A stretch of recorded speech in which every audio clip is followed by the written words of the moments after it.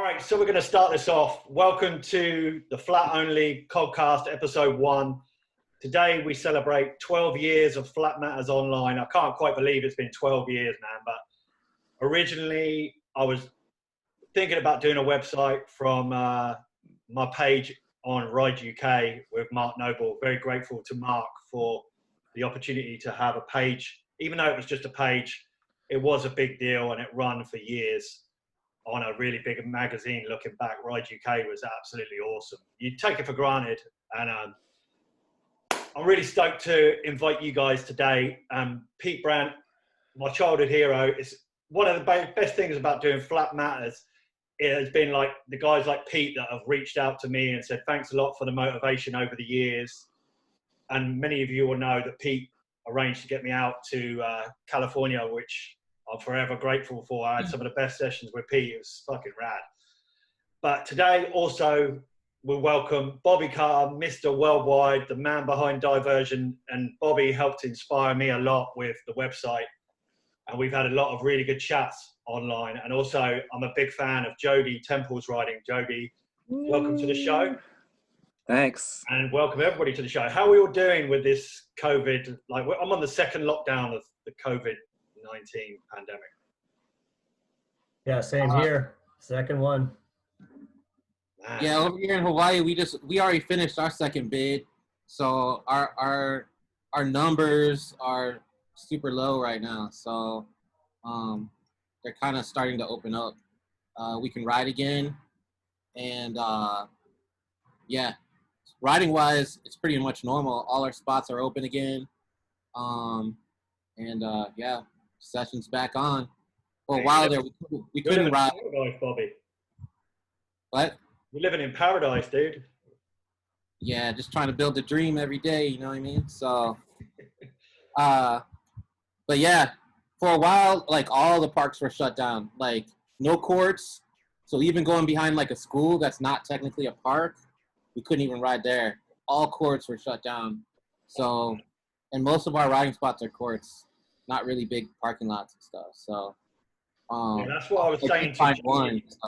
That's what I was saying to Jody. Like today, I wanted to release my edit. I've been working on it for off and on 2 years, and I got back from San Francisco. I got 4 clips in at the clock tower, and it was going really well. And I was like, man, I just need 4 more clips, and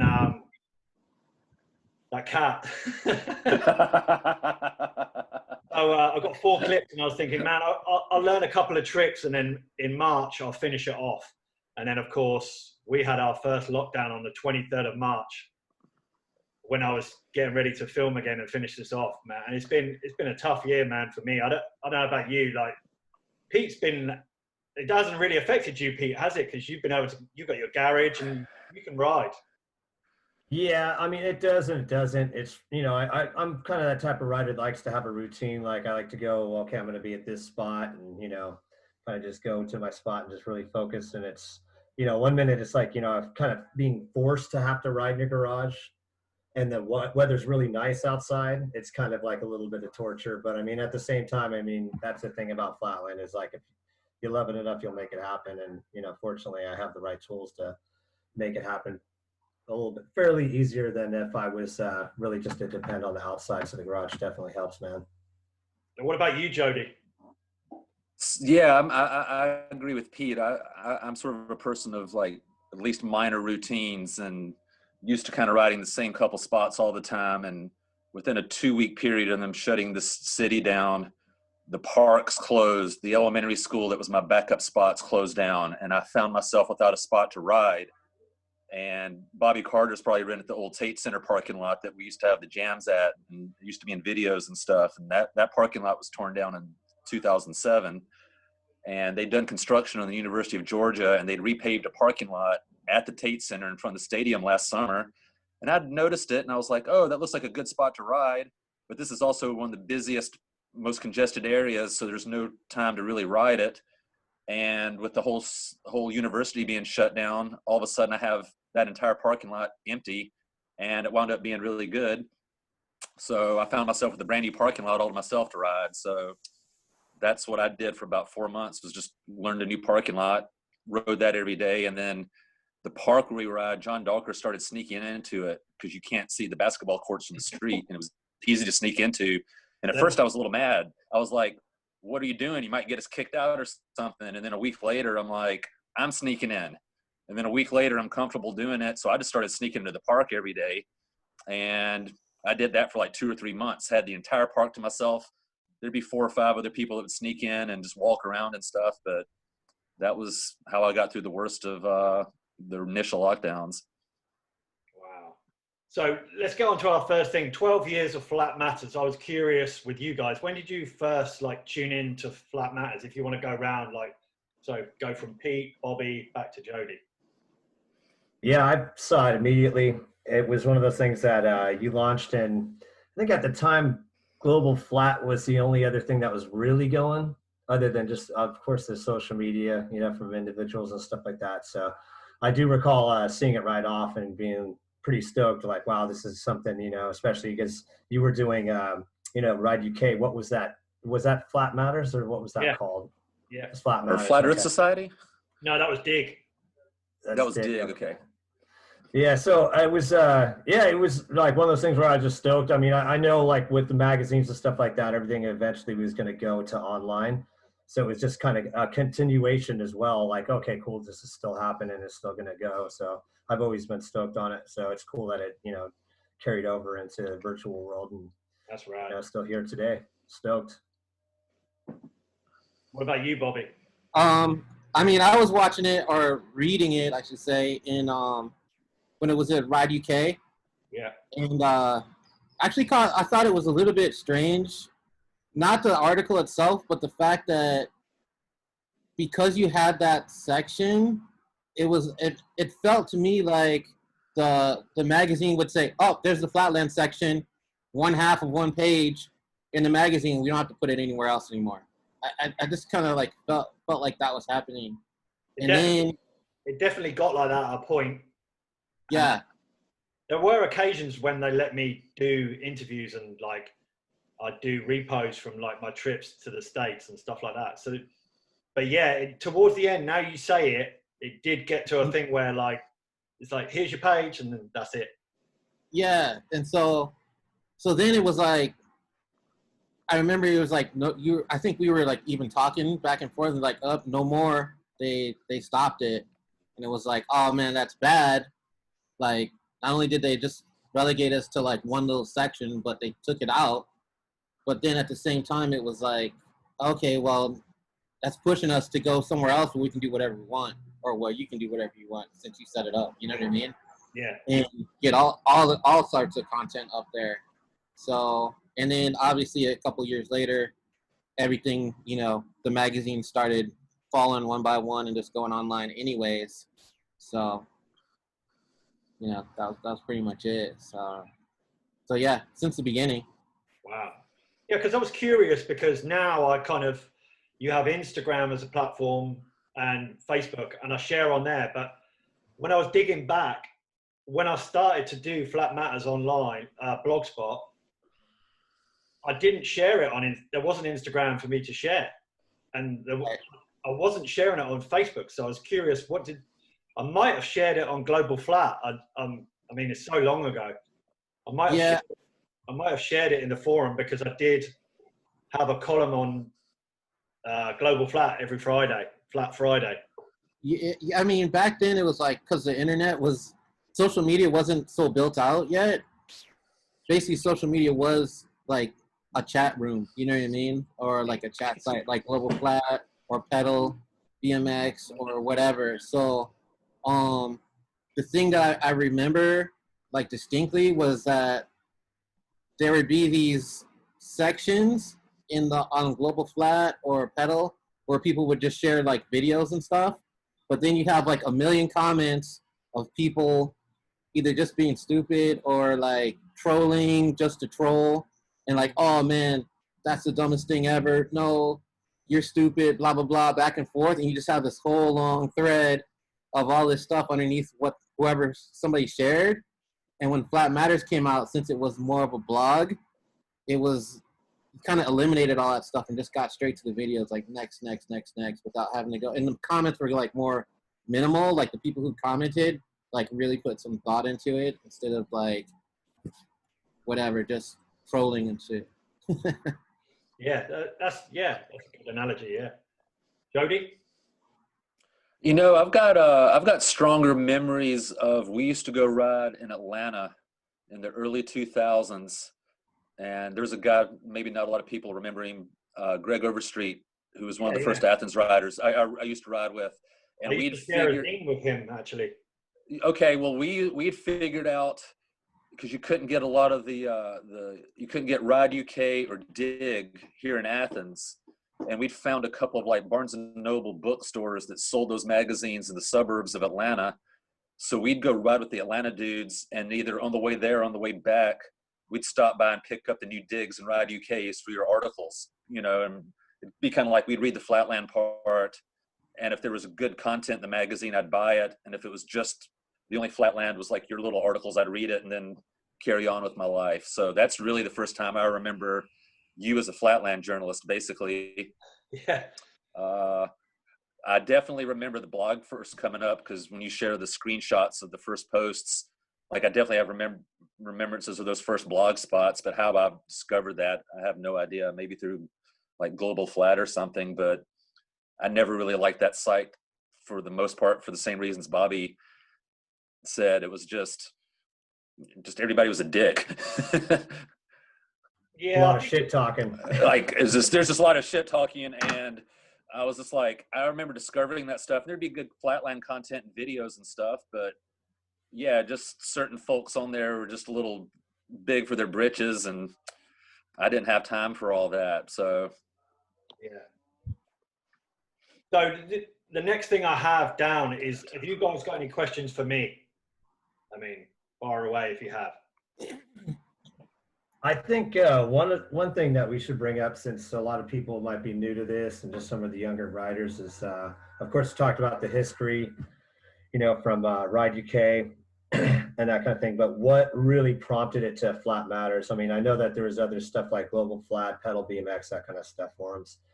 Was it something that you had an insight that you wanted to make something just like factually based, without like, okay, here's a column for you guys just to rip this shit apart and talk about other people because you suck yourself and you want to, like, you know what I mean, vent or whatever the situation is? Was it primarily to document the history and kind of like what's going on, and have a place to where people could say, hey, that's cool, that's I saw that first over here, for one? And then also another thing is that, you know, did you have in mind, like, I want to not only document the new stuff coming up, but the new writers and thing, you know, and companies and that kind of thing? Just, you know, kind of trying to get the background for those that are, you know, are new to it or that don't know the history of it, you know, as far as what was like one of the main or some of the main motivational factors to create it. Well, it's a good question, Pete, and I'll try and get to it as best I can because there's a lot. But it kind of started in around 2000. My mum and dad run a really big competition here in the UK called the King of Concrete. And around the time of 2000, I recall that X Games were dropping the flat. It was becoming a thing that we knew about as riders. Hey, you know, a couple of guys were bitching about the judging, and the guys rightfully just got a bit fucked off with it. So they're like, man, we were just kind of ruining our own turf, if you like. And I said to my dad, like, we had a lot of support from Adidas at the time. I said, well, Flatmatters right here, King of Concrete, it's a massive, to put it in perspective, Pete, because you haven't been here, originally the skate park was basically, it's bigger than that whole entire clock tower put together. And it was perfectly flat. And that was the contest area. And I'm like, we've got good prize money. Loads of people come over the years to the competition. It does matter. People respect it. It's one of the things we talked about. There's so many tangents I go off on here, like this flat only thing we talked about, Pete, where Flatland's beautiful anyway. At its core, the best events that I've ever gone to are 3-minute runs. They're the ones I remember. When someone has a really good run, you never forget it. Like, I think about Albert Rete, Chase. Oh man, like more recently, Dub has had some incredible runs, like where Marty had what I think is the best run of all time in 2002 in Cologne. And Flatland does matter, and everybody who was at these events respects it during that time. But what I always hear is like, oh, Flatland's too difficult. But to me, the shit Garrett Reynolds does, the shit Dennis Anderson does, that's all difficult. I'm not going to do a fucking tail whip drop off a 2-story building into a bank. It's difficult. So I said, let's go back to basics here, Dad. Let's do a t-shirt, Flat Matters. I think it said Flatland Matters. I think that's originally what it said. And it sort of like went from there into Ride UK. And then as Bobby mentioned, it was just a page. And then I was on a trip with Sam Folks to Japan in 2008. We were at the Yokohama spot, MM21, I believe it's called. Bobby featured it on Diversion, and we were like, oh, it's a spot from Diversion. And they're like, we would go there every day from Tokyo because we didn't like the spots in Tokyo. We were just like, oh man, it sucks. We're going to go here. I like marble. So I was like, let's go and ride here. So Sam would constantly say, oh, I come from my mum and dad are both really creative artists, come from really creative background, and I always want to do something and I was bored. To answer your question, I was looking online and going, there's nothing that excites me, so what could I do to take a bit of responsibility as a pro rider? I say it a lot to all the kids that I coach, because they're like, oh, you're always really polite, you always carry yourself really well, like why? And why don't you do this? Why don't you do this? That kind of thing. Like, why don't you have swearing on your Instagram? I'm like, well, even though I've just been swearing on here, it's a different audience, and you've got a bit of pro rider responsibility. And to answer your question, I think that a lot of people in Flatland don't give back. They give for themselves, like they show an edit of themselves, but we can all do that. And everyone here on this chat can do that. I wanted to do a little bit extra to help the scene, because it also, to answer a little bit of your question, I could sort of see it dying off. I was like, man, if I can't buy this magazine from the shelf that got me into riding, because that's how I got into riding. I saw a magazine and I was like, oh, wow, what's this? What about all these kids that come after us? How do they see it?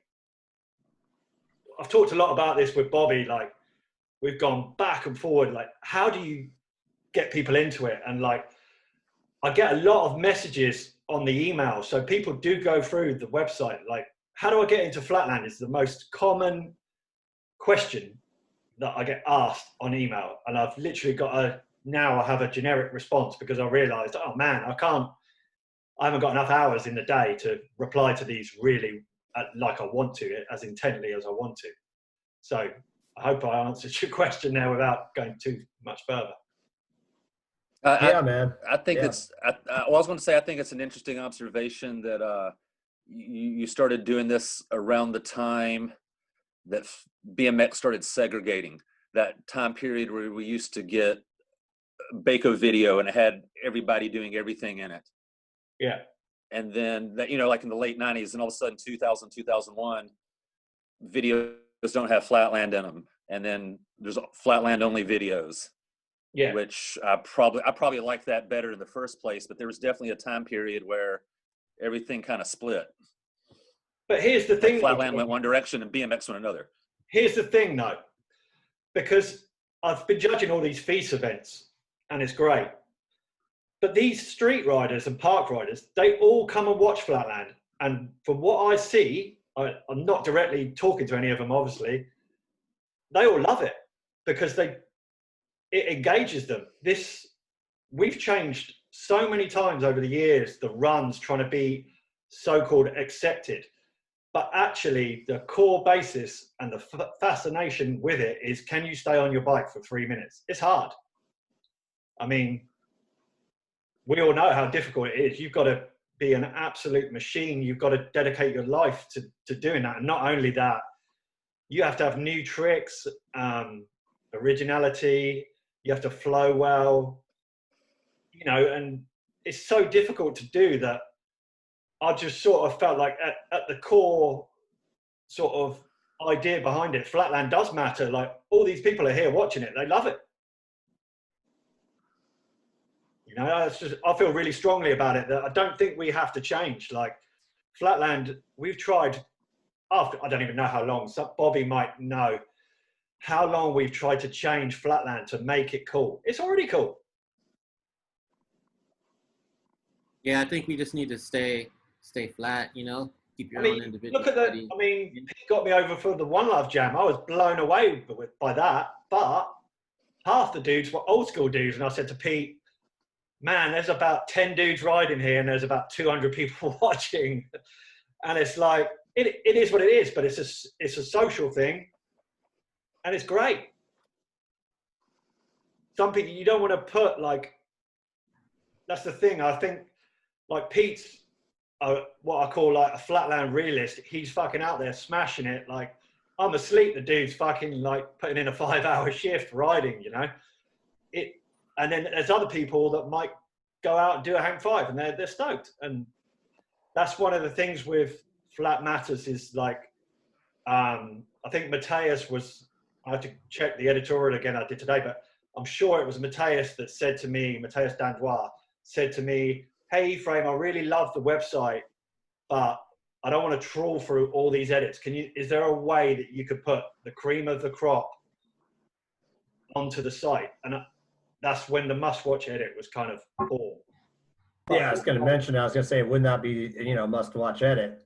Now it's labeled. Also, like, do you feel a bit of responsibility to showcase younger riders, but also at the same time, there has to be like, as James White called it, there has to be like a firewall, because some guys, I'm not mentioning any names because that'd be awful, but some guys send me videos of 10 minutes falling off a trick. And I'm like, I can't post that because the reaction might not be what that kid wants. But I'm like, hey, go back and try and land that, and then I'll feature it on the website. So I try and have a positive out of those outcomes.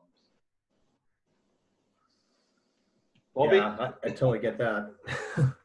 I mean, I can see that. I mean, basically, as with like almost any like website, trying to get your viewers to the information that they want is always going to be like the bottom line. So, you know, with Flatmatters, it could be like you already have like old school Sundays. So the dudes that want to look at old school stuff that can't really relate with new school stuff, you know what I mean, can go back and like relive their old days or whatever. They can get to that quickly.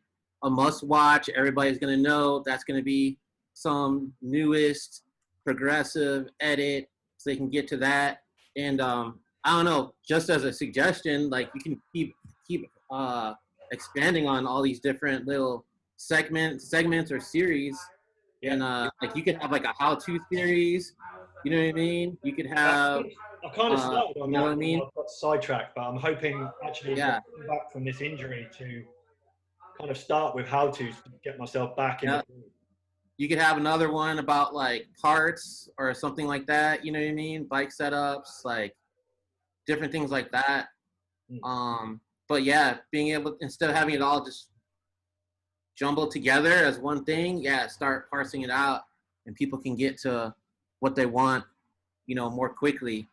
And then you also still have your kind of screening process, you know what I mean, as to what you want on the site, you know what I mean? So how would you think that would be done? Like in columns, like you would have tabs like, hey, this is where this is where that is? Yeah, you could do that. You could do that, columns, but also certain days also, you know what I mean? Like a programming schedule, like you have old school Sundays. People know, tune in on Sundays to go check out old school Sundays. You know, it could be like workshop Wednesday, and they're going to be show how to fix your bike on Wednesday or something. You know what I mean? Yeah. And in a tab, you can go through all the backlog of all the different workshop Wednesdays. You know what I mean? And so, Worldwide Wednesdays, yeah. Yeah, whatever. You know what I mean? You could do that too, worldwide, and then show a different scene every Wednesday. You know what I mean? Feature something like possibilities are pretty much endless. So it's like every website's like a continuous like evolution. You know what I mean? Just like Funnily Flatland enough, stuff. Bobby, I had an idea to do a feature about spots, and I've got a Yeah. shitload of footage of Pete when we did an interview about the clock tower. I've still got that actually, so I need to get off my ass and do that. But my idea was that I was going to do that one and then invite other people to actually make an edit about their scene. That's the idea I've got. Cool. I got a question for you though, E. All these years, man, like how do you stay disciplined? Because you pretty much update like every couple days, or like, you know what I mean? Almost at first it was like every day. Like, how do you not like get burned out and skip a few days or something? I mean, are you scheduling so that you can take a couple days off, or what? Funny you say that. When I first started the site, the idea was to post every day. And then as things progressed, I started paying attention to the Google Analytics side of it. I think it was after a conversation with you, actually, Bobby. Yeah. And started to notice that people were only checking like every 2 or 3 days. There was like a definite up and down, up and down. And I decided that it kind of started to affect my writing in that people would message me and be like, oh, my edit's going to drop at like 10 o'clock in the morning. Okay, I'll stay in and I'll get it loaded and I'll go and ride. And then the edit wouldn't drop till like 11. And then I've got to go to work at 1. I've got to write the description. And then it would kind of eat away at my sessions. So I decided that I would take a sort of more chilled thing to it, and like, unless it's really like a banging edit or it's something with, you know, it could be like a Gymolog edit that I feel like everybody wants to see. It might not be a must-watch edit, but it's a feel-good edit, and it's something that people want to see, then I would post it up right away. But now I definitely schedule stuff. Like I'm sitting on a lot of content that old me would have gone, oh, I'm going to post it. Like I've got a massive interview coming up with Pokemon. It's fucking rad. But I'm sitting on it and I'm like, this dude was incredible and he was way ahead of the time and he didn't get much respect, I don't think, apart from a little bit on Global Flat from the Killer Tag videos. But the dude is just like off the chart good. And that's kind of been a thing that I also do with the website is I try and show a bit of love to the guys that are on the verge, or, you know, like Thomas Neuer springs to mind. Like, I feel like from the coverage on the site that he got on Deco as a result, that's awesome. I can help, at least in my mind, I feel like I helped that happen, you know. And then there's other dudes along the way. There's so many to mention, like Matthias Beckman. I feel like no one really paid attention to him. I remember dudes used to say to me, well, why'd you cover that guy so much? And then 8 years later, they're telling me that, oh, he's my favorite rider. I'm like, do you know about him, Effraim? I'm like, yeah. And then I show them the message they sent me. I'm like, come on, guys. Like, you know, I guess, does that answer your question, Bobby? I feel like I get sidetracked a little bit. No, that answers it. Jody, have you got anything? Thank you, Bobby. No, not. All right, so the next thing, I don't have any. Pete had a good question, like COVID, how has it affected everyone's riding? What are the pros and cons of that situation? I had a hard time adjusting to the world being shut down for like the first 2 or 3 months. It was so weird. And I couldn't even ride for like the first 2 months. I'd go out riding and it was like I was going through the motions. Yeah. Cause I just, you know, it's a college town. All of a sudden 35,000 people moved out of our town. You know, it's a party town. All of a sudden the entire downtown's just empty. All of campus is empty. There's nobody there. I'd go riding. I'd see 3 people out. Everybody's locked in their houses. I felt guilty, and it made me kind of depressed. And then I finally accepted it, realized the world seemed like a BMX paradise, and I've kind of moved on since then.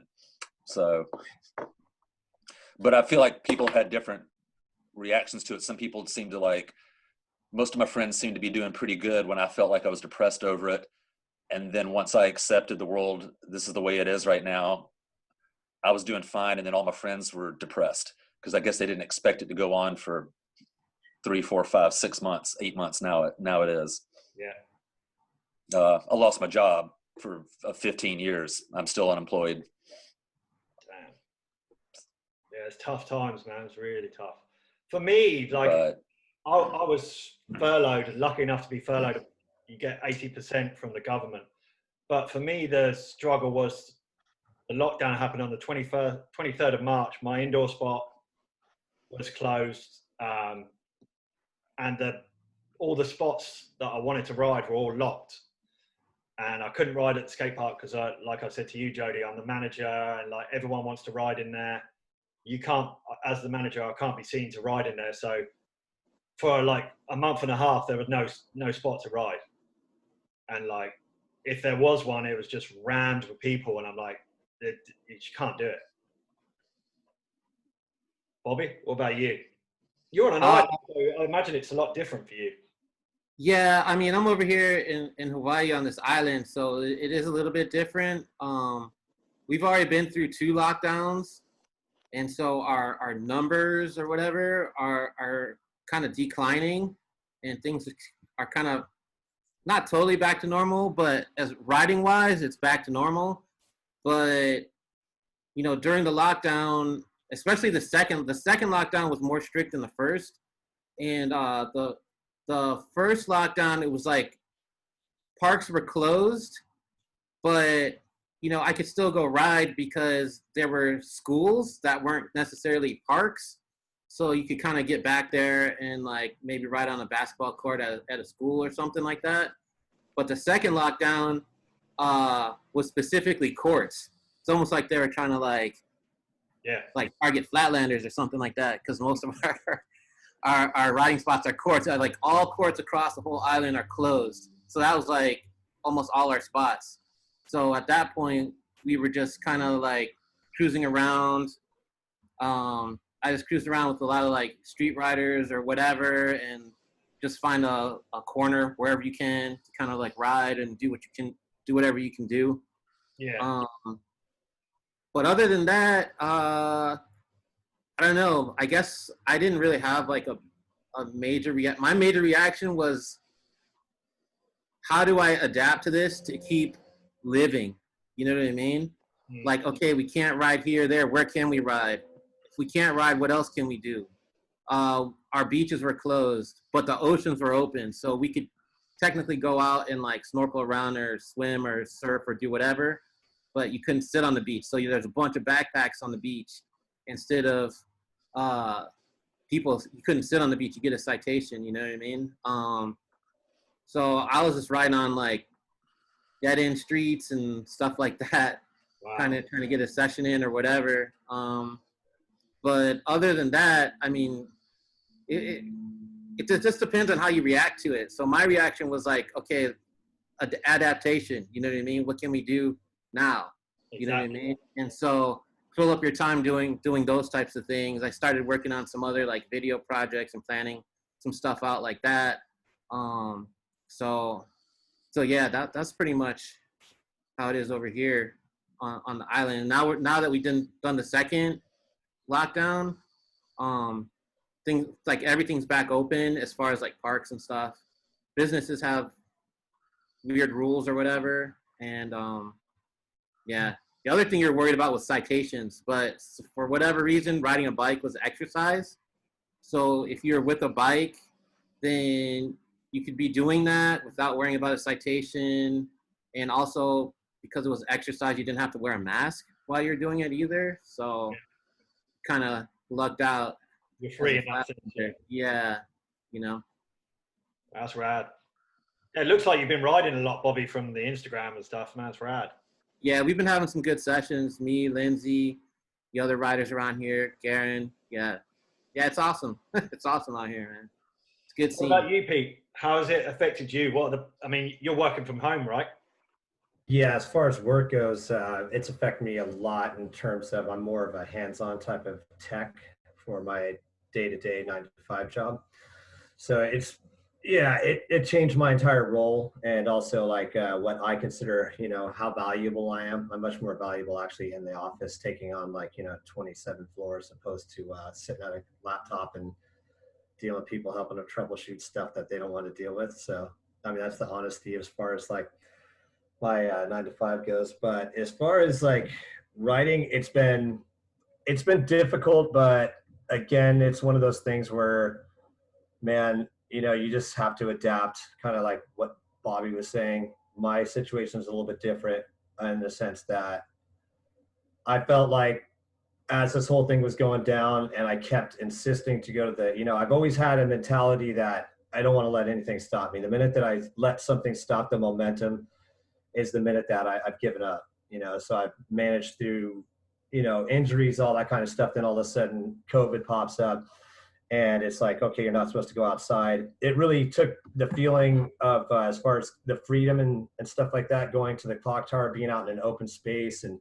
the energy of the city and that type of thing. It took that feeling and transformed it into, I was doing something wrong, mostly because the only other people that were out on the streets were like just tweakers going out of their minds. You know what I mean? Like just stuff like that was standing out even more. This is what gets really bizarre about it, is they tend to blend into the environment a lot more when, as far as the tweakers, in regards to the tweakers, drug addicts, whatever, for those that don't understand.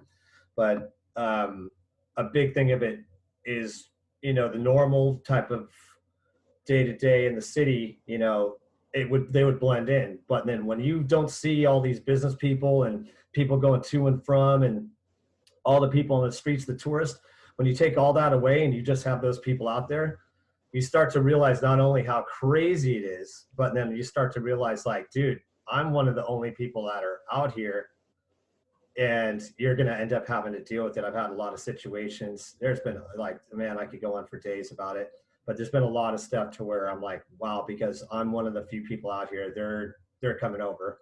They're coming over to either tweak out, talk to me, try to steal my shit, just scream, whatever, you know what I mean? Be destructive. And that was like a big, difficult part, let alone just the whole fact of, here it is, there's this deadly virus that's just going around. And, even jumping on BART, like people were, like, it kind of made me feel like when I was a kid, when I would go to ride somewhere and, security's there and you're like, shit, am I going to get kicked out any minute? What I'm doing is that feeling that you're doing something wrong in that sense. And it really kind of bums me out. I mean, I've always had my garage, and no matter what, I was like, okay, well, if I can't ride there, I'll just ride in my garage. But it's still, it's just one of those things where, the clock tower's been more of a home to me than anywhere, because I mean, and the times that I've moved, 5 or 6 times in all these years, I've always gravitated back to that spot. I've always been at that spot. Even when I lived 3 hours away, I would drive up to ride there for the day and then drive back, a lot of times. So it's like, I really didn't want anything to take me away from the spot, and that's why I actually essentially moved back to Northern California, around 2008. So yeah, as far as the pros go, I mean, the only thing I could say is it just definitely, reassured me, my love and the passion for Flatland, honestly, is that I was like, man, even through a pandemic, through the injuries, through getting older, all the things that, people, will tell you like, hey, what are you going to do when you're 30 years old? And then here it is, I'm 50, and it's, one of those things where you don't let anything stop you, but it's definitely one of those things where also there's the guilt factor where you're like, okay, well, if you go outside, man, that means that you don't care about the rest of society, that you're willing to go spread this virus, and they'll make you feel like shit, but I'm like, dude, I'm just by myself. Other than when somebody approaches me, I'm not approaching people. I'm not going to crowded spaces. So as far as like, again, getting back to it, yeah, the pros and the cons, definitely a lot of cons. The pros of it is that I'm still here and that, I still love it. And I'm actually, going to ride right after this interview. And it's, I look forward to riding just as much as I always have, even despite the difficulties and the obstacles, so it is what it is, and we'll just have to power through it. And sooner or later it'll have to be over, or, just going to ride it to the grave, man. Yeah, to the death. To the death. Yeah, for real, committed. I really identify with a lot of the stuff Pete just said. First off, when the world shut down, we have a pretty sizable homeless community here because downtown in the University of Georgia or intersect, there's a border there. And you'd go downtown because one of the few stores that was open was the deli downtown. And that's where I was getting most of my food at the time because I didn't want to go in the grocery store. And the desperation of the homeless people. Like you'd ride your bike or drive downtown and 5 dudes just right on you wanting money or wait, they knew where to go. They knew where the busier intersections were. They knew where people were parking. You know, a lot of these people I recognized from working downtown for so long and seeing their desperation, it bothers you. Yeah. And then the other thing, like Pete said, like I could go ride my bike and try to have fun every day. And I felt guilty about it, which sort of didn't make sense. It's like, oh, I can go ride my bike. I can go ride Flatland in a safe place where I'm not going to be around other people. But I feel really guilty about being able to do that because all my friends are stuck in the house and going kind of stir crazy. Yeah, I bet. Man. Oh, it's interesting. God, so many good experiences though for everyone. But it seems like Flatland's really helping us all get through this, which is that's just amazing in itself. So I've got the next item that we're going to talk about. How do you feel about the oversaturated market of old school frames and completes? I was recently looking for, just because of my back injury, looking at getting a lighter bike, and there's really not a lot of Flatland frames and choice out there.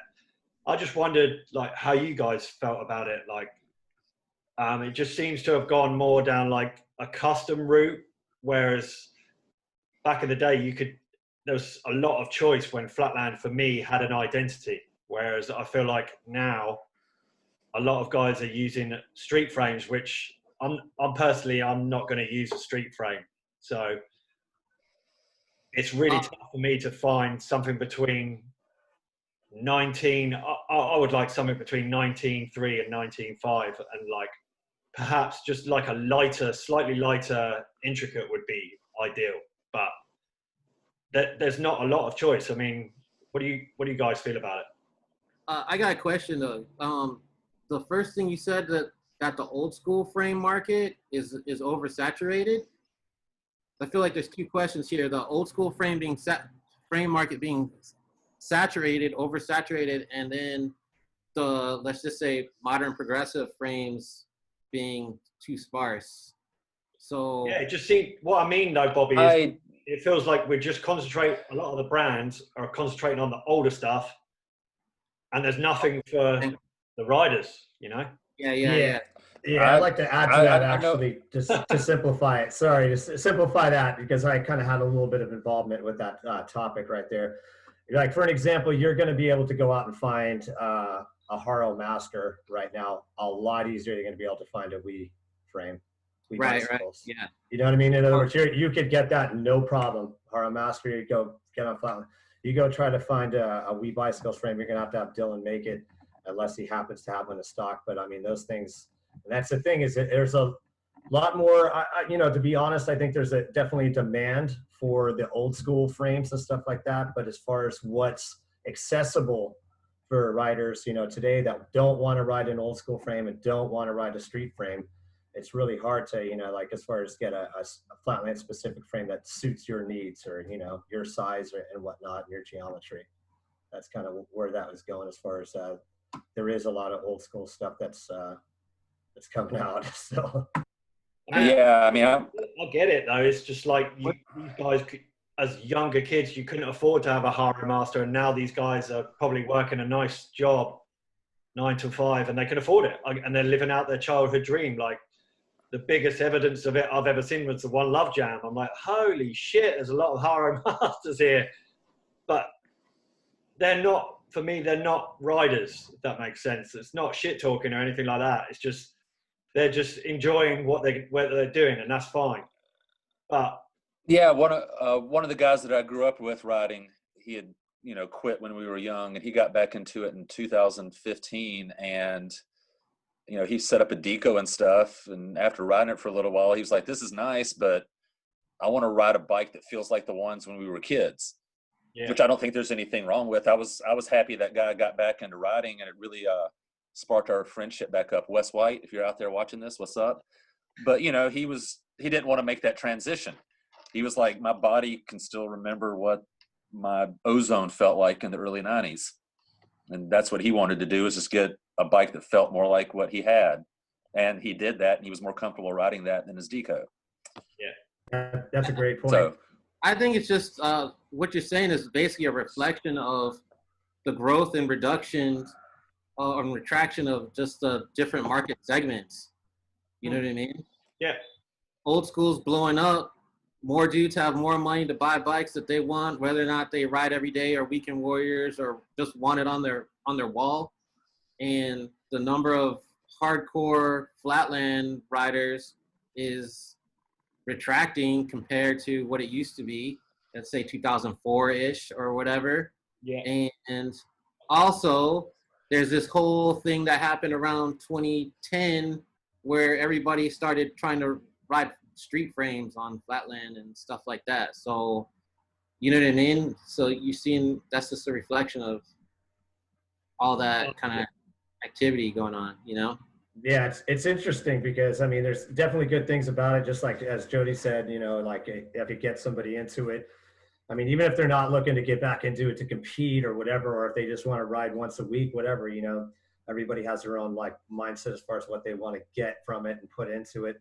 So I totally get that. The only thing that I kind of find that's, you know, where I'm like, oh man, this is just another complication. You know, I've had a couple kids that were just like, hey, so what do you think about like a Haro Master for a beginner's bike? And I'm like, well, it would have been a great beginner's bike back in the 80s, but honestly, that's not what I would recommend to a rider that's starting out now, especially that wants to get involved to the current state of where Flatland is. You know, if they want to learn like, I don't know, puppets and old tricks and, you know, just scuffing tricks and stuff like that, I'd say if that's your style, then maybe, you know, maybe give it a try. But as far as what I would recommend, once again, for somebody that's getting into Flatland, that wants to be part of something that's growing and, you know, kind of put in like, hey, I want to learn new tricks. I want to be part of this. It looks fun. I want to come up with my own style, whatever it is, if they're that developed and the mindset, you know. But I definitely think that's a problem in the sense that where they see it and they go, oh, that's like the new thing that's coming out. And it's like, in fact, it's definitely not new. It even says retro, but, you know, it's just this thing that kids see, like, you know, if they see more Haro Masters out there, you know what I mean, especially in person, they're going to be more kind of driven towards like, oh, well, that's the bike to get. I mean, that's at least how I was when I was a kid. I'd be like, oh, everybody's got an ACS slanted 55 stem and Paragon bars. That's what I got to get if I want to do those tricks. You know? So that's just my perspective on it. So I just want to add even with that crazy back end, like, man, I don't know how anybody does anything with that tapered back end thing that Haro's got going on. Man, I just don't even understand how McCoy used to rip so hard, like fakey whiplash to forwards rope with that. You get extra points for it, man. Extra points, dude, for that. That's like a difficulty, like the fork pegs, man. Yeah, and how you get shit with the forks on stilts. We didn't know any better. That's what's funny, is that's why, like, you know, it goes really relevant to what we're saying in the sense of that's what we had and that's what we thought was used, you know. But if somebody would have said, hey, dude, guess what? You don't need, you know, we're going to have 0 offset and that's going to be along, you know, your head tube angle on the fork, I probably would have been able to then like think about it and gone like, that totally makes sense because I'm still in the same position, but now I'm in the center of the wheelbase, but my forks are still aligned to the head tube. Yeah. Good points from everybody, man. It's just an interesting topic. It wasn't like directed at the old school guys. It's just like, man, I just realized there isn't a lot out there if you're really into Flatland, which is it's a little bit sad for me. Also, I think there's another point there, and that is that at a certain point in the timeline, there was like every rider had their own unique frame based on the tricks. Like as a pro rider, they had their own unique frame based on the tricks that they like to do and the design and where they're trying to push their riding. So you could see like an Alex Jumelin frame, you could see all these different dudes' frames, and it'd all be like a unique thing. And I remember there's this video of Jesse, and he's in Japan, and he's at like he's with York Uno at like their warehouse or something like that, and he's got all the old Aries frames all lined up, and Jesse's just naming off every rider and whose frame that was. And he made the point that like back in the day, everyone had their own individual frame, and now they all more or less just look the same with a little bit tweaks on the geometry. You know what I mean? Yeah, what was that quote you said that Jesse said in BMX Plus, Bobby? That was great. Oh, I don't remember exactly word for word what he said, but it was something he was remarking about how a lot of riders, and this is around like 2010-ish, were trying to basically fit in with like street riders and street kind of aesthetics or whatever. And he said, man, I respect street riding too much to copy them. I'm a flatlander and I do flatland stuff or whatever. It was something like that, more or less. You know what I mean? This makes me think about the little article that was in like Go the Rider's Manual, I believe, in '92, and it had Pete and Eric Emerson's flatland setups with the GT pegs hammered into the handlebars, the thick washers on the dropouts to keep them from bending. Which that was a good one, dude.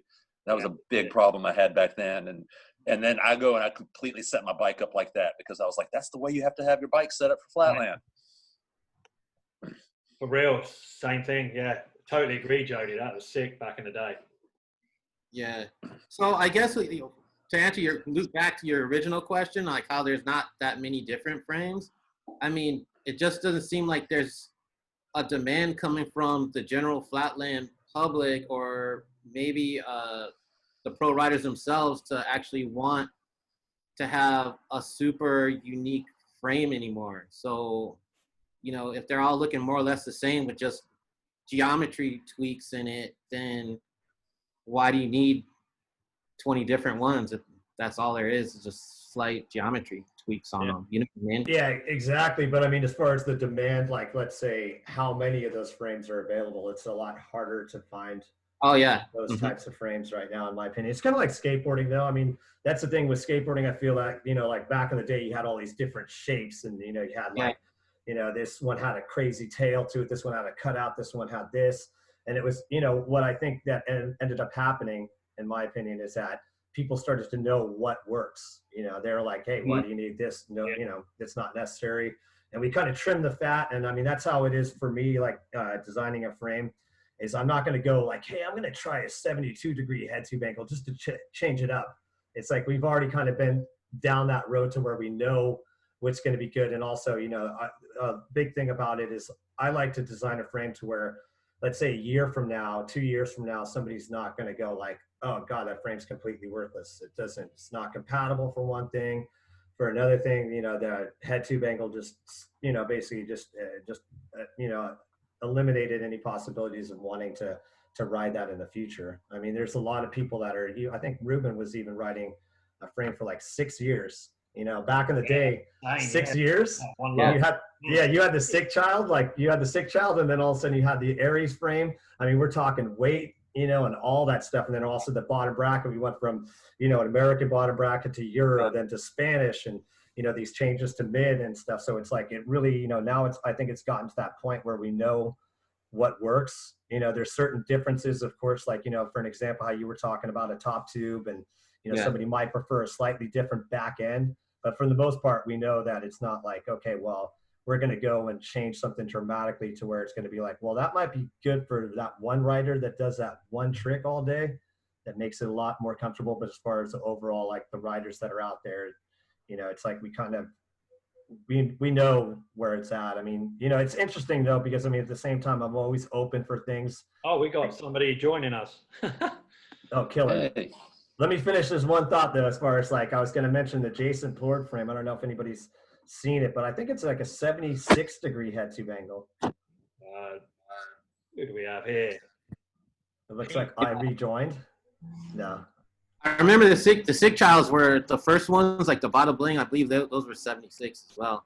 Were they 76? So was that a big thing? Like, as far as did you see a lot of riders going, hey, I want that frame because of that head tube? I don't know if they wanted it just because of that, but it seems like whatever the new frame was that came out, all of a sudden you go to a jam and you see them. Hey. And then I remember, you know, it was like Quamens, and Big Childs, then it was Intricates. You know what I mean? It was like whatever kind of was the new frame. If there was a jam, you'd see like mostly that new one. Yeah, I don't see that too much nowadays. So last time, like we were saying, like as far as what Effraim was commenting on, is we saw, we talked about it. The majority of the frames we saw were old school, like Arlo, and that's kind of like, wow, that would be crazy as a kid to see that and go like, that's the frame to get. But then I think you would have that kind of perception as a kid to go like, okay, that's kind of an older style or different style. So moving on, and this kind of relates to it. How do you guys? I mean, I was really psyched on this, and this kind of gave me the idea that I went to Pete with originally when we were going to start doing this COGcast and like get it running. Like there seems to be like a reemergence of flat only brands. Like I was really stoked to see Sequence coming back. I was a big fan of Shintaro's riding. I just think that dude was so underrated. I go back over all his videos all the time. I'm like, man, the guy was just like next level bike control. And you've got Iggy, Dub's always doing his thing. And I really like what he does. Like he's designing stuff like specifically like the pivot pedals is insane. The pegs, and he's doing that. He's living that flatland culture. And there's also Heresy, like Pete obviously rides for Heresy, but I think Alexi does a really good job with that. And Alexi rides street on basically what is a flatland frame. I don't think you would see too many people with a curved top tube riding street, but Alexi does it. So I kind of wondered, is it time for these flat only brands to shine again, basically? Well, what did you guys think? Yeah, I think so. I mean, it's probably a reaction to what we just discussed before, lack of availability of parts that people or progressive riders need to operate. And so, some of these brands are jumping back into the game to kind of fill that need to whatever level it is, Because you've basically kept the same kind of bike setup for as long as I've known you, Bobby, right? More or less. I mean, I changed the frame. Usually changes out every so often, every few years. I had that Sig Chop for a long time though. That instrumental, that was just like, I don't know. I felt like that thing was just like perfect for a long time. But the Sampas, I change them out every so often. Whenever Marcos comes back with like, oh, we got new tubing, oh, we got new this, that, or do you want to change on your frame? Then I'll get a new one. But I don't change it too often though. Now, what about you, Pete? You got to unmute your, yeah, there you go. Pete, how do you feel like, I mean, you ride for Heresy. How do you feel about the flat only thing? I mean, you kind of have like a street without like the way you flow the rolling lines. It's kind of like, I guess a lot of street riders could relate to what you're doing.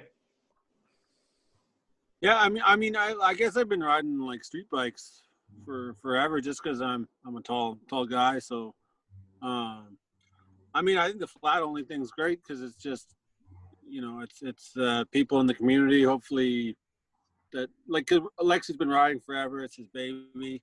Like most of the guys that own their own, like Dub, like he's such an important person in Flatland, and like you can support them. Like that's a really good thing. I just happened to luck out with like riding for a company that has like a long enough bike that works for me, but and for my style, I guess. But I never really thought about that. I've just ridden like really long bikes or longish bikes for forever now. So how tall are you, Pete?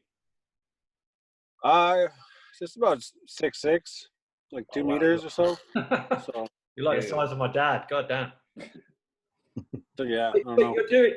My point is that you're riding a curved top tube and you're doing straight up flatland. You are not doing street moves. You're doing fucking some serious shit. And it's straight up flatland and everyone's into it. I don't hear anybody say, I showed your recent edit, the first one, the ritual edit. I showed it to a couple of my friends. They don't ride flatland, but they take an interest via Instagram now. And they watch a lot of stuff and they're like, just send me the good stuff. and then I'll send them stuff, and they're like, wow, this guy's like, they had a really interesting way of looking at your riding that I didn't really think of. And they were like, oh, he's using the space really well. And I'm like, yeah, I guess. I didn't think of it like that, because they see a lot of flatlanders that are like, oh, why do they just spin around all the time? And I'm like, yeah, because, you know, you can see a guy in a massive flatland area, for example, and they're using 10 feet. It's just sorry, what's that? It was just an interesting. I just thought it was an interesting observation to make, that you use the space, and they said it was quite calming to watch. It wasn't like aggressive. It was just like easy on the eye, I guess. That's what they were trying to say.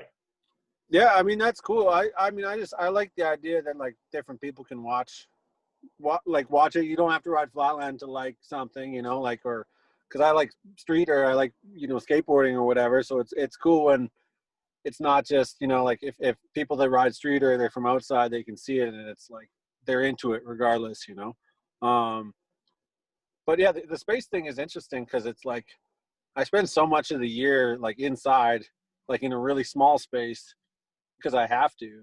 Yeah. And then, you know, like when it is nice out, I mean, it's not nice out right now, but like when it is nice out, I kind of like to roll. I've always liked to roll. So I've never been good at like the in between, like the middle, like a mid size, you know, like you go to a contest and like sometimes contests are kind of like they're not super tight, but they're not like a big parking lot either. And I've always like, I've never ridden that. So that's a weird thing for me, you know? So I don't know. Anyway. Yeah, I get that. What about you, Jody? How do you feel about What's it? the question? About flat only parts, like the reemergence of like sequence and like Iggy, like heresy. Oh, I've definitely been super stoked on just like Iggy. I mean, just Dub trying to make stuff that maybe we didn't even realize we needed, and then either he or other people had visions. I mean, I don't know. Like I said, I really questioned the aesthetic of the pegs until I stood on them, and I was like, oh, okay, there's something to this, whether I like the way it looks or not. I don't want to diss the Iggy peg aesthetic because I don't look at them that way anymore. But yeah, I mean, I had to take a lot of shit from Dane for riding those things for a minute, you know. And here's the thing with the Iggy pegs. It's not the fact that like you have a little ball that you can pivot on. It to me made the peg go from being like one-dimensional to two-dimensional, or 2D from 3D. Like it's not just a peg that you're standing on, it's a peg with a support. And that's what I liked about the way it felt under my foot. Yeah. It's not that it does make it easier to pivot if you're already doing pivoting tricks, but it made the way I can control my bike more dynamic. And you're not going to be able to do that if you don't have, you know, basically the skills to do that. But that was the first thing I thought was like, wow, I can kind of control my bike underneath my feet a little bit better because I've got like these 2 points of contact instead of one.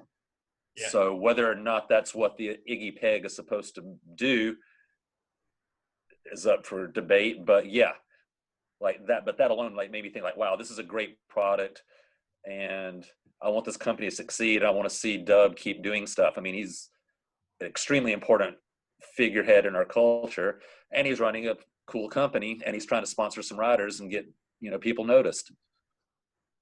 And that's something that like a frame only company might not necessarily be able to do. I'm sure it's a struggle to run a small company like that, but it's probably a little bit easier to do that than it is to make frames and try to sell those. I can't imagine how difficult it would be to try to run a small, like custom made flatland company like we. Yeah. To try to get rid of frames, you know? Like how big's the market for a flatland only frame from a small company? Yeah, super. And plus I was just looking at Flatland Fuel a few minutes ago and there's only about 5 or 6 flatland frames even available. Yeah, this if you look is at the complete bike. I was really struggling to find something that fit what I was looking for. There's nothing. So yeah. I just need to make my parts lighter to, you know, help out with this back injury because my bike is. I don't really like to change bike parts too often, so. I mean, I'm still using an Odyssey 99er, for example. I know that a lot of people previously made fun of me for using that seat for years, but I love that seat. And now I'm thinking, man, I might have to switch it and use like that KHE style seat. I think Pat Schooler made one Infinity seat that basically does the same job as that KHE one. So I'm going to get that. Mm-hmm. It's returned now. So I'm just trying to make my bike lighter, really. You know? So I understand what you were talking about, back injuries earlier as well, Jody, right? Yeah. Yeah, that's been a plague of my existence for a really long time. I mean, everybody here has been riding for so long. Do you guys have any rituals that you do? No pun intended, Pete. Do you have any rituals that you do with your riding? Like, do you stretch before you ride, or like, what do you do? Definitely stretch. Definitely stretching. Yep. Riding to the spot is probably my most important warm up routine, because I'm pedaling a mile to 2 miles depending on which spot I get. And like the other day, I drove because the weather wasn't so good, and I get out there and I don't feel like I can do anything. I even like pedaled around the park probably a mile before I rode just to get my body working. But yeah, riding to my spot and then doing a light stretching routine, and more than anything, listening to my body. Like, it's hard to stop riding. Sometimes you'll feel a little ache somewhere, and it's like, oh, if I move wrong, that could take me out for a week to 6 weeks. I don't really know. So, you know, and when I don't listen to those things, that's when I pull a muscle and miss 2 months of riding. Pete's live in his garage. Here we go. Yeah, Go on, Bob. yeah, I'd say stretching is like the main thing that's helped me. I mean, I was stretching since I was 26 or something. So as I kept moving through the rest of those years, like everything's been pretty good.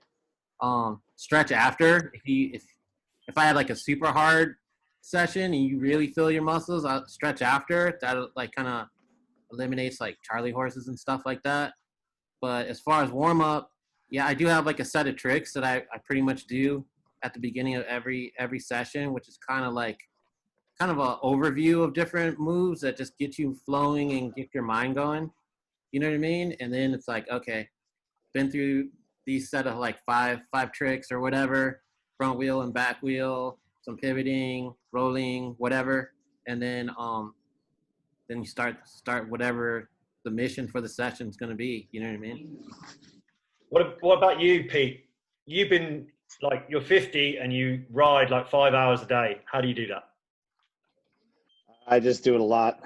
I just keep doing it. No, for real. I mean, it's kind of like, I don't know. I mean, I hate to compare it to anything really for that matter, but I'd say it's like, you know, if you're lifting weights, you kind of build up a tolerance. You know, for somebody that doesn't do it, riding 5 hours is going to be like a long time for them. But for me, it's really normal because I have to, like, crazy enough as it sounds, I have to fight for that time. I have to like hustle. Like right now, I'm getting ready to go on Bart, still on this call, you know, so I could go ride and get that time in, you know. Dedicated Flatland lifer. I fucking love that, man. I want to throw in here while we're talking about the injuries, and I was told this from a physical therapist I went to like 5 years ago, and I also got lucky that a friend of mine I grew up with has his PhD in physical therapy, and he helped me with this concept too. But my therapist, like, I was having so many back muscle problems, and she was like, you need to go ride. She's like, you need to go and not hurt yourself, but you need to go start doing this thing you like doing, and slowly, it was basically like, you need to learn how to work through the pain to get over it. And I was so scared of going riding and then re-injuring myself, because that'd always been part of the problem. Like, oh, I feel a little bit better, pull the muscle again. That was kind of a pattern. We get a live show from Pete. A live show. So, but yeah, I kind of had to learn, as I told you, like, I missed 2 months in the summer from a pulled muscle. I started riding again in August, and I would just do the tricks that I felt like I could do, and the tricks that felt like were going to hurt, I just would not do them. But I kind of had to learn to, like, you have to an extent push into the pain a little bit to be able to get over it, or at least that's what I had to do. And I'm certainly not trying to give medical advice because I'm not qualified to do that, but sitting around and not doing anything and trying to heal can make it worse. I think I spent a lot of time years ago, like laying around the house too much, laying on the floor, waiting for my back to get better. And that wasn't going to do it. I had to go out and like start pushing into the pain in order to get over the pain. Yeah. And I don't know if that's just something that happens as we get older and into our 40s or what, but part of that has been part of my success of getting through injuries. That's right. That's good advice. Yeah. I mean, there's always like a rehab section, you know what I mean, where you're gonna have to like rebuild yourself, and that's definitely gonna usually involve some sort of pain to get over. I remember that too. I separated my shoulder once, and you know, I sat around for a little bit, and then the doctor was like, "Yeah, you need to just go ride." I was like, "Oh, all right, yeah, no problem with that." I mean, I was super young then, but you know what I mean? It wasn't like stay off your bike. It was like, okay, now's the point. You need to start riding your bike and being active again, you know?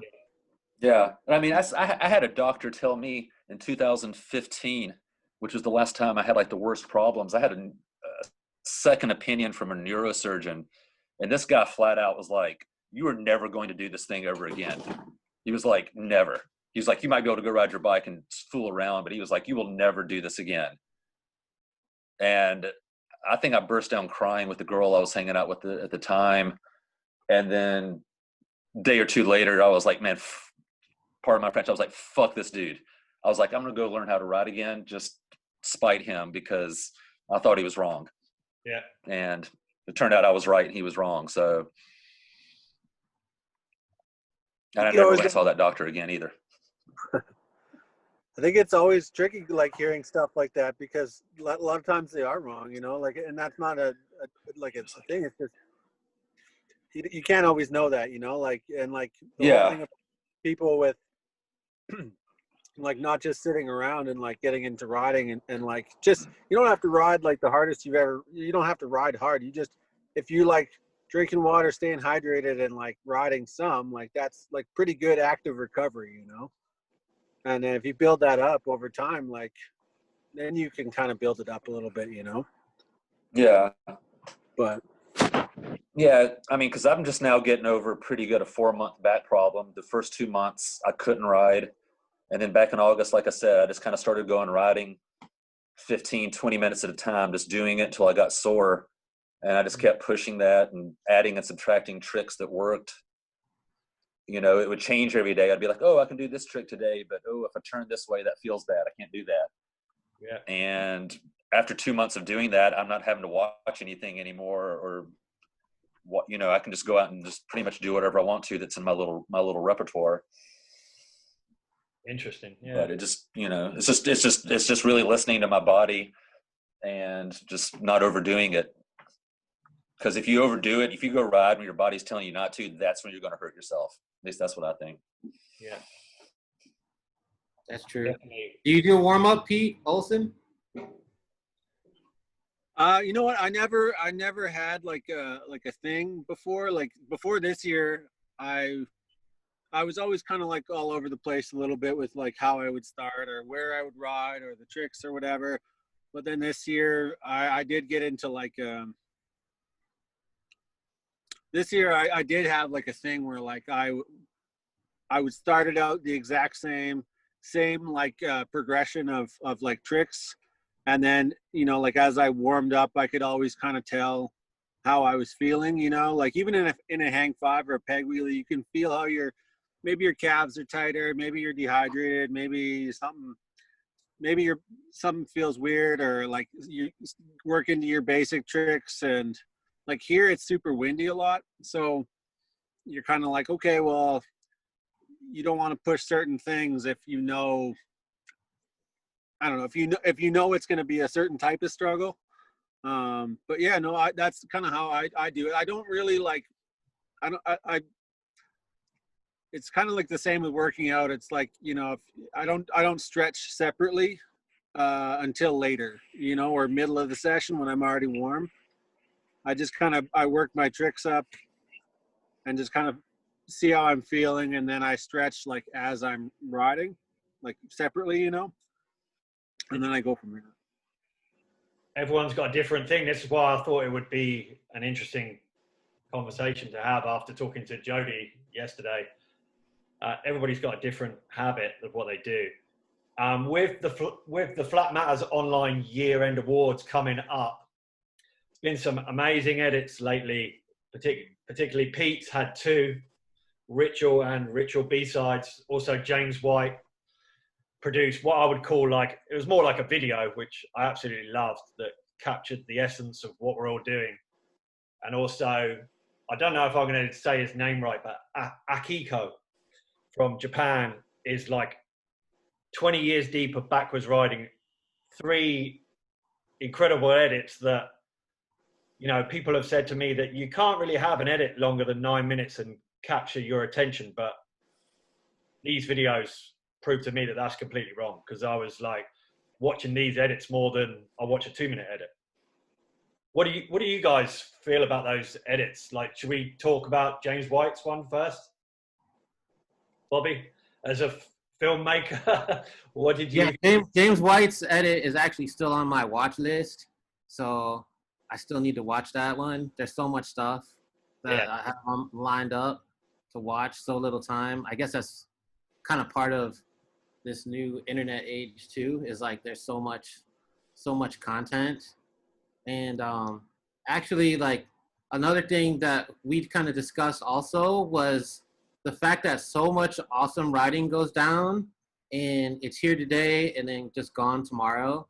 And how do we kind of preserve some of this awesome writing? You know what I mean? We got Kyo out there. I just watched Yu Soji's Master of Creativity run.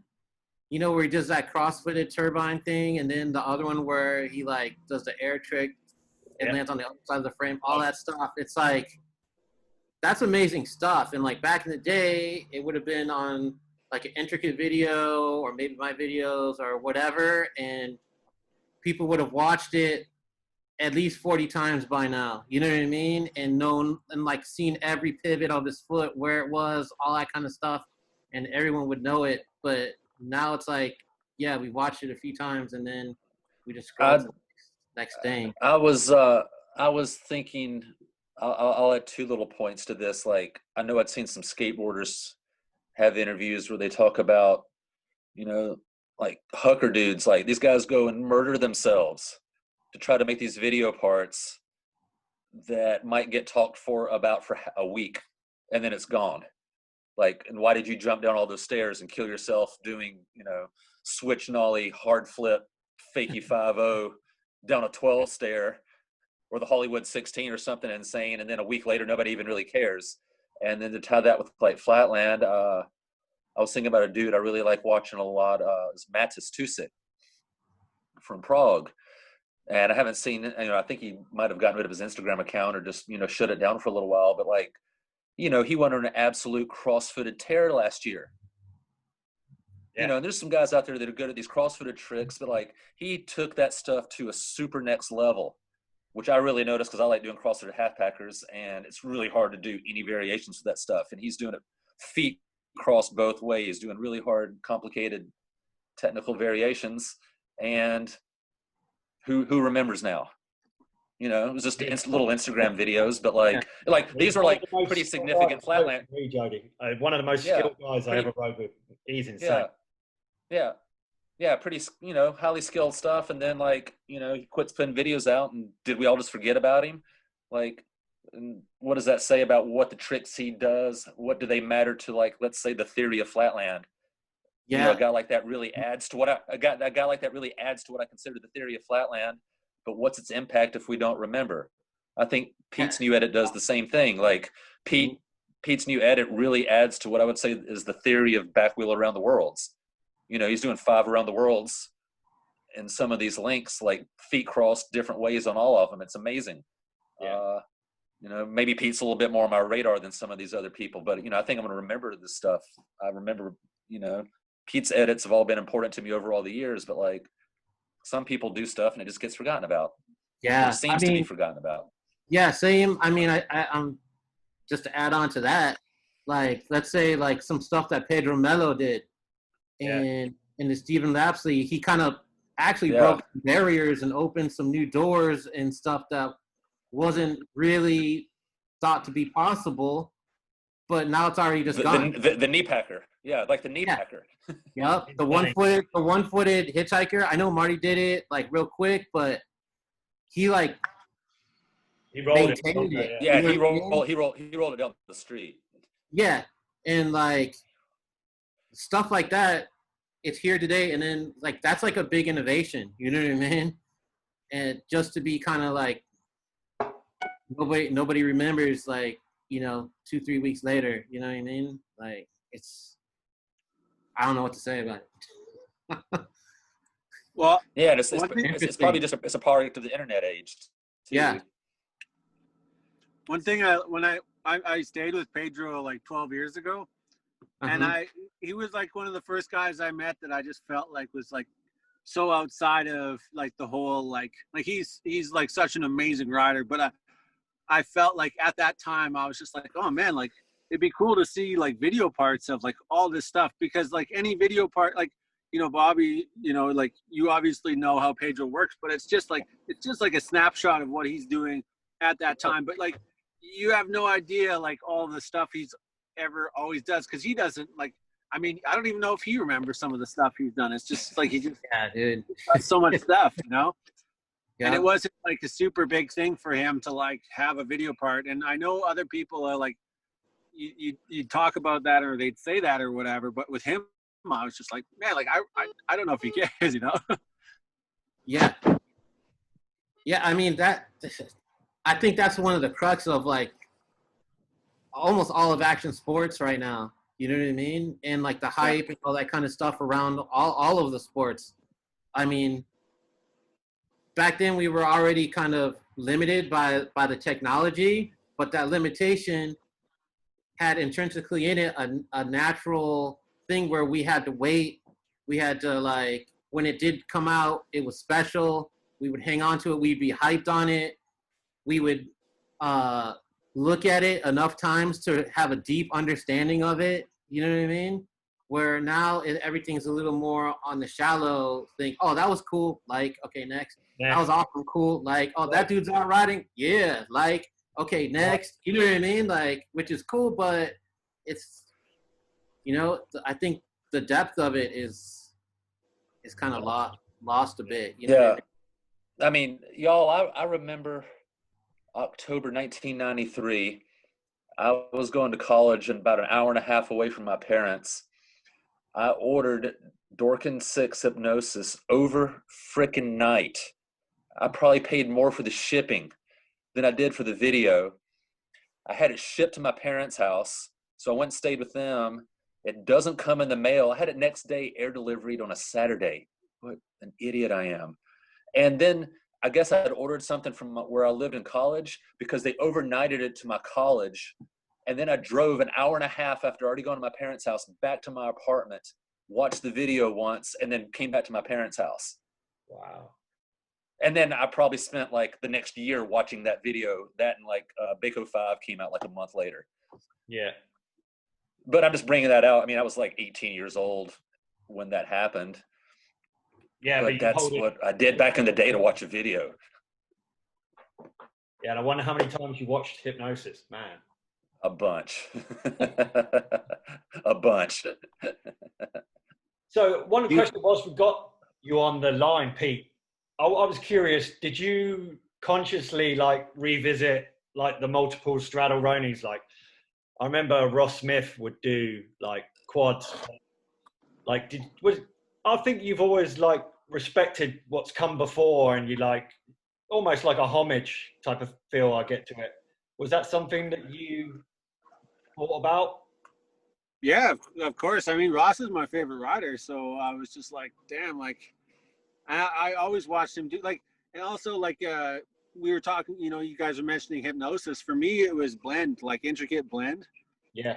And just like seeing Ross in that video, I was like, damn, you know. And so it is definitely kind of a thing, you know, for sure. Like I revisit, because I do really follow riding, and like yeah, no, for like I definitely like tried to revisit that. And then like also wanted to push myself pretty hard with like what I was doing with those walkovers and stuff like that, just because of like the other things I have planned with it, I guess, you know, if that makes sense. So like I would do like a ton of them because I'm like, well, okay, well, I've got these other plans I want to do with them. And like, you have to get like pretty consistent at them and feel pretty good at them to do whatever else you want to do with them. Right. So, but no, I definitely, that was like totally conscious thing. I was like, I hope he doesn't get pissed off that I like want to do that, you know, or something. I don't know. Yeah, But, no, I don't think so. I think it's completely different brakeless, but I was just curious about your mindset into that because I kind of picked up on that and I was like, oh man, it's like I didn't see it like a biting his trick kind of thing. I just saw it as like you're paying homage and it was pretty respectful. It's not like you did it the week after him. Do you know what I mean? It's been years. Yeah. Yeah. Well, I mean, it's a couple things. I mean, yeah, like I do mean to pay homage to him for sure. Also, at one point, like I filmed like a double and I put it on Instagram, and then he like reposted it. He reposted it on Iggy Instagram. Yeah. His comment was, at that time, he was just like, oh, it would be cool to see what he could do with it if he could do 5. And I remember when I saw that, I was like, man, I don't think I could do 5. Like, I don't think I could do it, you know, like, and then like whatever, a couple years later, I could do it. So, but it took a lot. You had it in your head though. Kind of, but I didn't know I was going to, like, I like, it took me a while to get triples, and then I had to do a bunch of triples and a lot of quads. And then I was so close to doing 5 a bunch, and then it just, you know, whatever. So yeah, it took a while. So I guess the last thing that we've got, thanks for dropping that insight, Pete. It's so rad to hear from you, especially so close to the edit dropping and everything. Are wheelie bikes going to be the future or just a passing trend? That question, because in London, I know they're a big thing, and I see them around town here quite a lot. And it's kind of weird that for me, it's a trend and it's based around one trick, but also it's really quite dangerous with, like, as Pete Brandt said earlier, like swerving, like it's a thing to swerve in and out of traffic. That's not good. What do you guys think? I mean, could it escalate to Flatland? Because I think Pete has some interesting insight on that, because he gets swarms of kids paying respect to him and what he's doing now. Yeah, it's interesting because in the beginning, you guys can hear me okay, right? Yeah. Yeah. Okay, cool. I'm on the BART train heading up to the session, but yeah, it's interesting because, I mean, one thing that comes to mind with it is that I wonder how many of these kids will funnel to BMX, maybe not Flatland, but to BMX, because there was like a big fixed gear type of trend that was going on for a while around 2010, where there was just, everybody had a fixed gear bike. And it was That just was like, big it was here. almost like, yeah, it was like a fashion sense in that way. And that's how it is with the wheelie kids. It's like kind of not necessarily that these kids are passionate about it or they're really raising the level. Honestly, it's the same thing that I've seen since the beginning. And I'm pretty open-minded, you know, when it comes to, at least I feel I am, when it comes to somebody doing something, I'm like, okay, well, what could you do with it? What's, you know, where are you going with it? But I don't really see that in the progression of it. And that's why I kind of tend to think of it more as a trend. And I'm really hoping that it is going to funnel into, you know, riding BMX, because, I mean, that's, again, what happened with the fixed gear trend. You know, it actually benefited BMX because a lot of those dudes that were riding fixed gear said, hey, you know what, this looks pretty cool. And then they got to know everybody because, I mean, especially in Northern California, we're pretty, like, you know, skaters get along with BMX riders riders get along with, you know, basically whatever wheelie kids, and on top of it. Yeah. What does everybody else It's interesting. think? I guess the future will, you know, reveal itself. But I think it's a trend. And I just wonder if you guys experience the same thing of a high volume of seeing these kids on these types of bikes. I haven't seen any of that stuff around here. I mean, the most annoying thing we had were the scooter people, and this Athens and Atlanta banned all those little rent-a-scooters. So, but I definitely don't see the wheelie kids taking anything away from us. I mean, Yeah, If no. nothing else, yeah, you know, I mean, I figure if nothing else, maybe a couple of them might get into Flatland or discover you can do different kinds of wheelies on a different kind of bike. But, you know, I don't think it takes anything away from Flatland culture or appropriates us or anything like that. Yeah, there's actually a big Wheelie King crew here on the island here in Hawaii, on Oahu at least. And they're out there doing their wheelies, whatever. But I think this whole thing kind of goes back to, you know, if you take the general public, what are most people trying to do? They want to do something with their friends and have fun doing it. And, you know, these wheelie bikes or whatever, they've got the big wheels, so they're not really like riding on like a little kid's bike, if you will. You know what I mean? Yeah. And they just got to learn like one trick, and they can cruise around the city and have fun with their friends.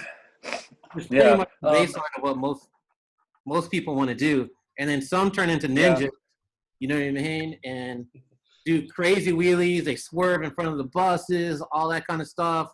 They do wheelies in all different, you know, manners. And some might, you know, some of them got pegs on them. So who knows? Some might be like, oh, this Flatland stuff's pretty cool. Like I seen a Hang 5 on a wheelie bike, you know what I mean? So it could, you know, spawn off. But I don't know. I think at the end you see it kind of blowing up because it's kind of a low barrier to entry to satisfy the need of wanting to cruise around, having fun with your friends, basically. You know what I mean? Yeah. Without too many expectations. You know what I mean? Yeah. Yeah, I couldn't see, like, for an example, I couldn't see contests coming from it. You know what I mean? Like everything else I've seen, even with track bikes, there was a Red Bull sponsored a contest right across the street from the clock tower out there in Embarcadero. And, you know, because it blew up so much. But I was just like, where is this going? My obvious question is, like, I wonder where we're going to see this go. Is it going to be something that funnels into BMX? I'm sure there's going to be a percentage, but it'd be interesting to see how many kids actually get into BMX from it. Hopefully a lot. Yeah, and this has got me thinking about, like, we were talking about the old school Flatland earlier. You know, I went and rode with the Atlanta guys 3 weeks ago or so, and you know, there's like two new dudes that are apparently part of their scene. I met one of them. He came out later in the session, and I mean, this guy's like basically our age group, and he's riding an '89 dyno.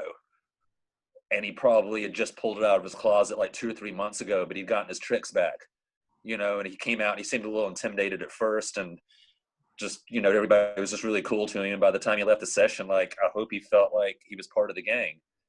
And because at the end of the day, I don't care what tricks that guy's doing. I don't care what bike he's riding, but if he's coming out and having a good time and riding with me and the friends and just adding to our collective enjoyment, then that's just makes our entire scene better for everybody. That's like 1-2 more dudes that are in my posse now and are part of our, you know, complete community. So a lot of that stuff, I can only now look at the positives. 5 years ago when I was a drunk, I would have been like, screw all this. But, you know, it really changed a lot of the way I look at the Flatland community and everybody's role in it. Like, this is an activity that's for everybody, whether you've been riding for 30 plus years like all of us have, or you just got a bike yesterday. If you love it, then come on, let's go out and do it, because it's only making our lives better.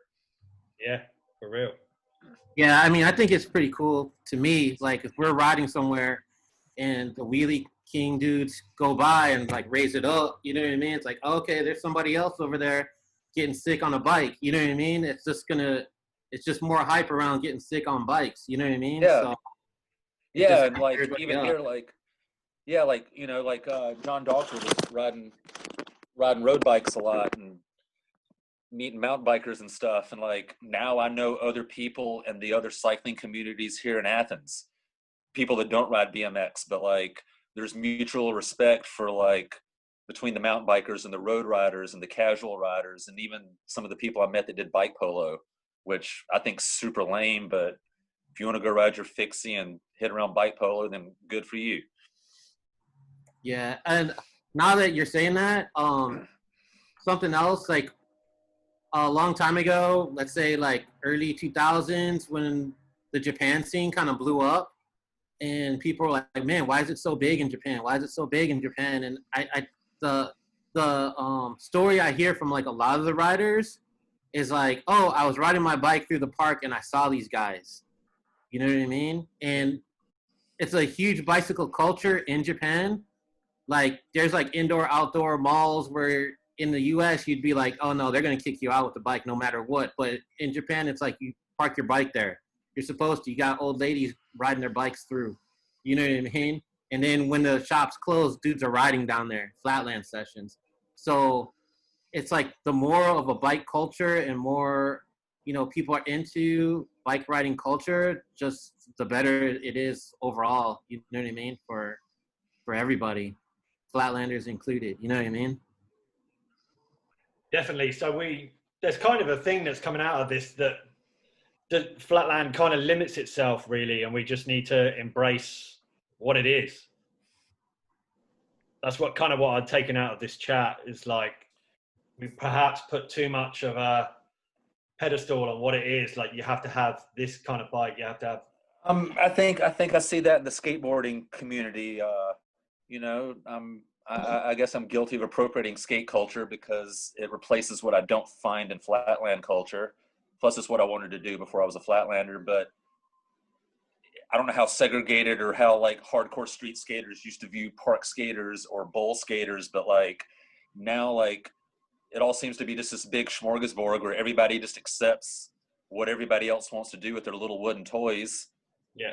And you know, they go and, you know, you can hyper specialize in whatever it is you choose to hyper specialize in. And, you know, the bowl skaters get just as much respect from the street skaters as they do the park skaters or the vert riders, et cetera, et cetera. You know, there's room for everybody. Yeah. Yeah, I think we've come. What were you gonna say, Pete? I was gonna say, as far as like where I'm at, I mean, it's interesting because there's not only this like, you know, street skaters. I mean, there's all kinds of different groups. Like, you know, we have the LGBTYT group, whatever that's, you know, just all kinds of different avenues of skateboarding. It's like this huge thing.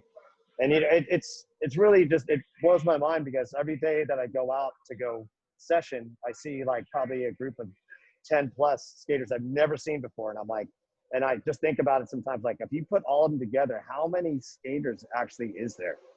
You know, and it's like, you know, you're in the compared to capital of skateboarding right there, Pete. You're like, dude, it's out of control. It's like, you're at the home of wonder, like, Thrasher. I mean, damn, it's huge. Yeah. Like, the history, EMB, like Hubba Hideout, it's all literally right where you ride.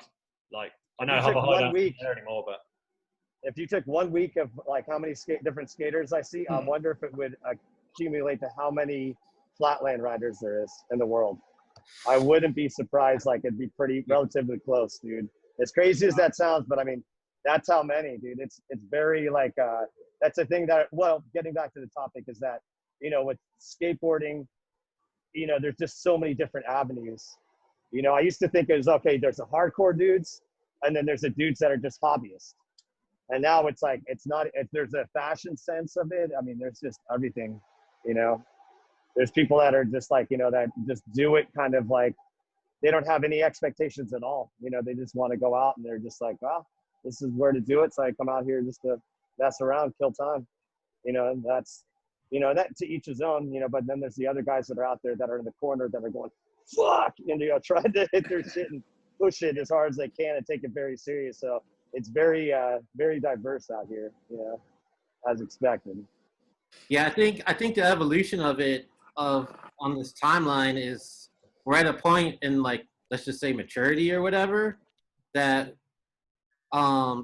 there's so many different styles out there and so many different types of people and people that have been in it for like so long that all these different segments have had time to kind of grow up a little bit. And, you know, here we are all together, you know what I mean? They're out there, you know what I mean? Whoever it is, however you want to participate in it, whether you're an old school guy that, you know, just wants to ride the bike that they used to ride back in the 80s, or you're a progressive rider that wants the newest thing, or you're just like a fashion dude that wants to ride their cruiser down the street, you know what I mean, with the Supreme sticker on it, or you're a wheelie king, you know what I mean, or whatever it is, you know, like it's all kind of like a growing lifestyle with a lot of different segments in it, if you will. yeah. And Flatland is just one of them. You know what I mean? Which is more ninjas only kind of segment, but you know, Ninjas only. Damn, it's still people getting sick on a bike. You know what I mean? At the end of the day, like yeah, and having fun, basically. that's it. All right, let's wrap this up because we've been here for an hour 40, and Pete's getting ready to ride. Jody's getting a ride. Probably Bobby is too. Like, Yeah. everyone's getting a ride, but me, man. Thank you. Dude, I almost forgot about this, and I was like, oh yeah, let me go, you know, get my wheel from McKinney and go get the session going. I was like, oh wait. Well, let me thank everybody for tuning in. It looks like we've lost Pete Olsen, so we'll catch up with him another time. That was episode 1 of Flat Only COGcast. Thank you to my co-host Pete Brandt for the idea as well. Thank you, Bobby, for chiming in with some great insight. Jody, Temple, it's been awesome. Enjoy your sessions, guys. Thanks, man. Right, Good seeing you One guys. One last thing, though. Yeah. One last thing, man. Thanks, dude. Thanks, Ephraim, for what you do, man. Seriously, Yeah, dude. It's like, dude. it means the world to dudes like me and everybody else that's heavily involved and loves Flatland. Yeah, You know? thank you. Without you, it's like, thank you, Pete. who knows where we'd be, dude. Much appreciated. Yeah, I was scared to think about that. Somebody said earlier you've got the best website, and I was like, I've got the only website. I saw that. thanks, but yeah, it is right what it on, is. guys. All right, enjoy your day. Thank you. All right. All right, man. Bye. Peace. All right, guys. Holler at y'all later. Bye.